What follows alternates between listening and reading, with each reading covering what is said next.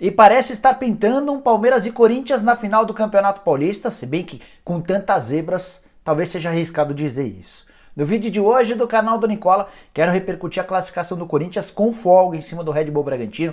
Quero contar também sobre a eliminação do Santos para a Ponte Preta de virada em plena Vila Belmiro. E para fechar, informação importante e exclusiva, o Atlético Mineiro entrou forte na briga por Hulk, atacante brasileiro que fica na China somente até dezembro.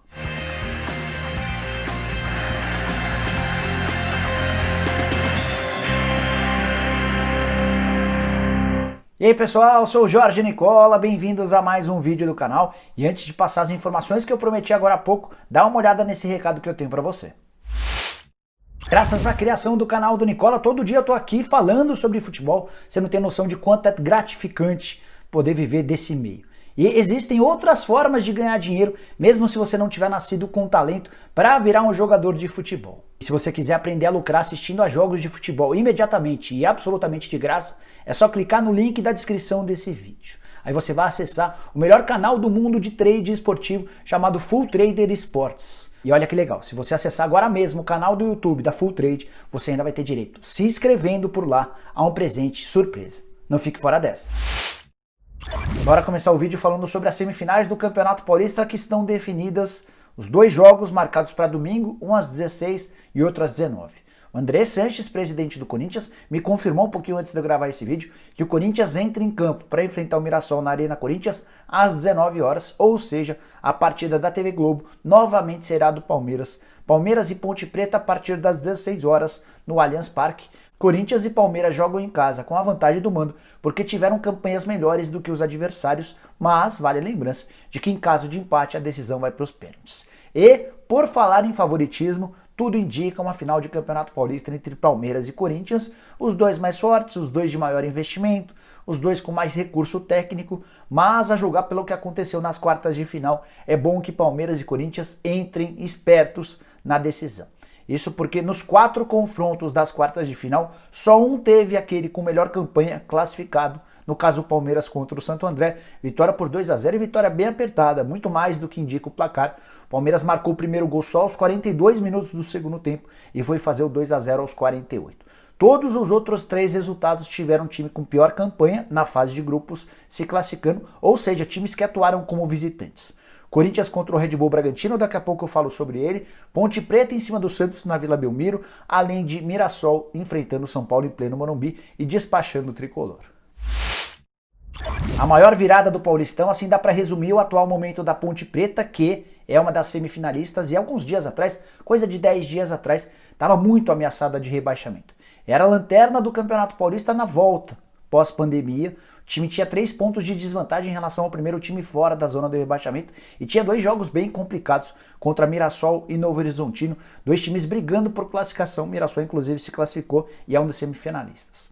Ponte venceu as 2 partidas sem tomar gol, fez 2-0 num time e 1-0 no outro e teve como adversário nas quartas de final o Santos na Vila Belmiro com o prejuízo de sair perdendo, mas graças ao aspecto físico, fique de olho na capacidade física desse time da Ponte Preta, um time de muita entrega, de muita intensidade, de muita força, em que em alguns momentos até passa dos limites, fazendo faltas um pouquinho mais fortes. A Ponte demonstrou muita capacidade e vai chegar para as semifinais para o confronto contra o Palmeiras, colocando medo no adversário, até porque o Palmeiras não vive um momento bacana.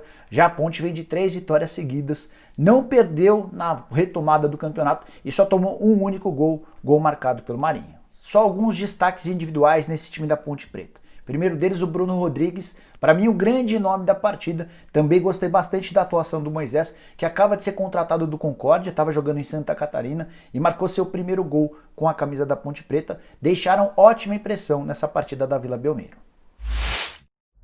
Bora então tentar entender o desastre causado pela eliminação do Santos na Vila Belmiro diante da Ponte Preta. Desastre em todos os sentidos. Pela falta de perspectiva de títulos, pela perda de receitas, pela pressão política que existe pelo impeachment do José Carlos Pérez. A sexta-feira, você pode ter certeza absoluta, vai ser de enorme pressão em cima do presidente para que ele renuncie. Se já era assim com a perspectiva de títulos, imagina agora tendo caído para a Ponte Preta. Pérez, que não aparece na Vila Belmiro já há alguns dias, não foi visto ontem no jogo contra a Ponte Preta. E o mais curioso é que o presidente santista pagou 100% dos salários do mês de julho agora, antes do confronto contra a Ponte Preta, apesar de o vencimento ser apenas na semana que vem. Foi uma forma que ele tentou encontrar de dar uma aliviada no clima com os jogadores que andaram bravos porque vinham recebendo só 30% dos salários. Foi por causa disso que o Sacha e o Everson foram à justiça contra o Peixe. Ainda não há definição em relação ao futuro dos dois, não conseguiram eliminar numa primeira instância e agora devem tentar pedir para o Santos para que sejam negociados aí com o pagamento dos direitos econômicos. Por falar em Everson, fez muita falta. O Santos começa o ano com Vanderlei e Everson, dois goleiros de altíssimo nível. Como o Vanderlei não jogaria, foi cedido para o Grêmio. Já o Everson entrou na justiça e o Santos ficou sem goleiro, por isso teve de recorrer ao Vladimir, que teve responsabilidade bem grande nessa derrota por 3-1 para a Ponte. Para mim, o principal culpado da derrota foi o Marinho, justamente o cara que abriu o placar marcando um gol de cabeça, nem é muito a dele, mas ele conseguiu abrir o placar. Só que por um lance bem besta, em que ele solta o braço no adversário, no último lance do primeiro tempo, acaba tomando o segundo cartão amarelo e é expulso. Quarto jogo seguido em que o Santos tem jogadores expulsos. 4 jogos e 4 expulsões, quase todas de meias ou atacantes, ou seja, não é por conta de um problema disciplinar da parte defensiva ou coisa do gênero. Com um jogador a menos, o Santos sofreu demais na etapa final. O Gesualdo Ferreira, à beira do campo, não conseguiu colocar o time do Santos para se defender, sofreu demais, deu muitas oportunidades para a Ponte Preta e o 3-1 acabou sendo até pouco. O Roger, por exemplo, perdeu um gol incrível na etapa final. Queria destacar que o Santos ainda não venceu desde a retomada das competições. Ficou num empate em 1-1 com o Santo André, perdeu de virada para o Novo Horizontino, 3-2, depois da expulsão do Uribe, e perdeu agora por 3-1, também de virada. Para completar, queria destacar uma frase do Gesualdo, pós-partida, ele falou o seguinte, abre aspas, não há motivo para desistir e achar que está tudo terminado, fecha aspas, é o técnico português assegurando que vai ficar na Vila Belmiro e que entende que é um caminho a ser seguido.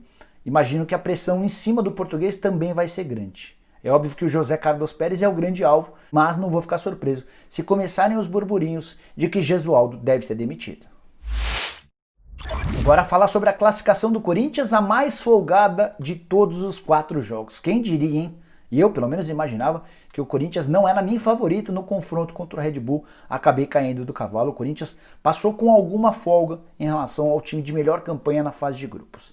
É bem verdade que toda a estratégia armada pelo Felipe Conceição, técnico do Red Bull Bragantino, foi para o espaço com 27 segundos, quando o Ederson, de novo chutando de fora da área, abriu o placar. 27 segundos de jogo, e aí não dá para deixar de falar da falha bem grande do Júlio César, goleiro formado na base do Corinthians, lance absolutamente defensável. Ele acaba aceitando um chute relativamente fraco e toda a estratégia do jogo vai para o espaço. Corinthians jogando com a vantagem no placar, fica absolutamente confortável, muito mais recuado na volta do campeonato em relação aos primeiros meses de Thiago Nunes. É um time muito habituado a esse esquema de jogo, trabalhando com 2 linhas de 4 para explorar o contra-ataque, e o Corinthians sempre foi mais perigoso do que o Red Bull Bragantino, acabou sendo premiado com o segundo gol aos 20 do segundo tempo. O jogo que fazia sua estreia não fez um bom jogo, ainda está fisicamente bastante distante do ideal, ainda assim de cabeça numa bola parada, acabou aproveitando para marcar.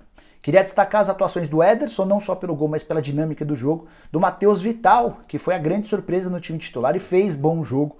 Só não gostei do Luan, que embora tenha dado a segunda assistência em 2 jogos, foi dele o passe no escanteio para o gol do Jô. O Luan mais uma vez muito abaixo, numa dinâmica bem lenta, num cara que não parece estar muito afim de jogo. Só para lembrar que no domingo, a partir das 19 horas no confronto contra o Mirassol, Thiago Nunes vai poder contar com o Cantilho, que por opção do treinador não foi relacionado, está se recuperando, está readquirindo a melhor condição física. Para completar, queria destacar a frase de André Sanches, presidente do Corinthians, depois do jogo. Ele tweetou a seguinte frase, abre aspas, quinta força, disseram até que ia ser rebaixado, agora estamos aí, time encaixado e a camisa pesando, faltam 3 jogos, fecha aspas. É bem por aí. Por mais maluco que possa parecer, numa história parecida da Ponte Preta, o Corinthians conseguiu vencer os 3 jogos pós-pandemia, os 3 jogos com evolução de um jogo para o outro, cada vez mais forte defensivamente, contra o Red Bull Bragantino sofrendo praticamente nada lá atrás e tendo autoridade, tendo autonomia para criar suas jogadas. Por mais maluco que possa parecer, o Corinthians entre os 4 semifinalistas é hoje aquele que parece mais pronto, mais preparado para ser campeão e caso consiga, vai faturar o 4º título consecutivo do Campeonato Paulista e pela primeira vez na era profissional do futebol em São Paulo, a gente pode ter um time tetracampeão. paulistano já conseguiu essa façanha de 4 títulos consecutivos, mas no momento antes da profissionalização. Guardei por fim mais uma informação exclusiva que você assiste primeiro no canal do Nicola.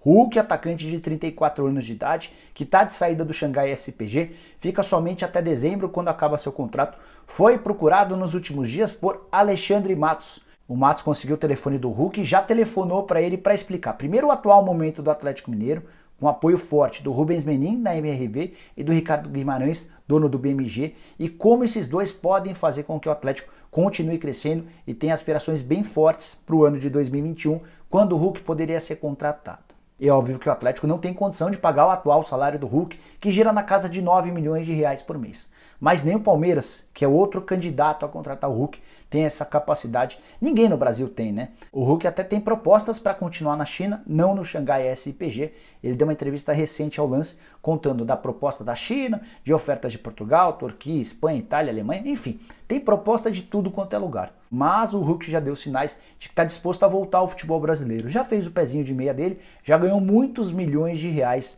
e entende que está na hora de fazer sucesso no seu país, ser reconhecido no próprio país e disputar títulos de primeiro nível, algo que ele não conseguiu antes de se mudar para o exterior, carreira toda dedicada a clubes de fora do país. Não consigo te precisar detalhes dessa proposta feita pelo Alexandre Matos, que eu posso te assegurar que há contatos, há conversas, há negociações.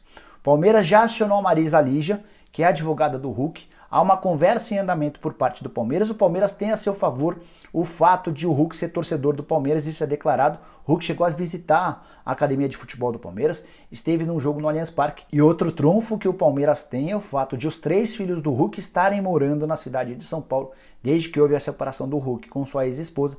Os meninos ficaram na cidade de São Paulo, então se ele vier jogar no Palmeiras, vai estar mais perto dos filhos, embora morando em Belo Horizonte. Nada que uma viagem de 40, 50 minutos de avião não resolva. E para finalizar, queria lembrar que essa vai ser a primeira vez que a gente vai ter o Alexandre Matos disputando um jogador contra seu ex-clube, o Palmeiras. E aí vai ser bem curioso notar como é que vai ser o comportamento dos dois dirigentes. De um lado, o Anderson Barros, que é o diretor executivo de futebol do Palmeiras, um cara bem ponderado, um cara bem racional, um cara que não costuma entrar em dividida. Já o Matos é aquele cara que você conhece, super acelerado, tentando contratar a todo custo. Queria que você usasse o espaço para comentários para dizer quem você acha que vence essa batalha, Palmeiras ou Atlético Mineiro. Bom, pessoal, eram essas as informações que eu tinha para dividir com vocês nessa sexta-feira. Espero que tenham curtido o vídeo e deixem um like por aqui. Quem ainda não se inscreveu no canal do Nicola, bem fácil. Aperta esse botãozinho vermelho de inscreva-se. Estamos chegando em quase 800 mil inscritos, hein, galera? Bem legal, muito obrigado para todo mundo que tem participado e já virou inscrito. Aproveita e aperta o sininho para começar a receber notificações. E para completar, vire membro do canal do Nicola e passe a ter direito a uma série de vantagens bem legais. A gente se vê qualquer hora. Tchau, tchau!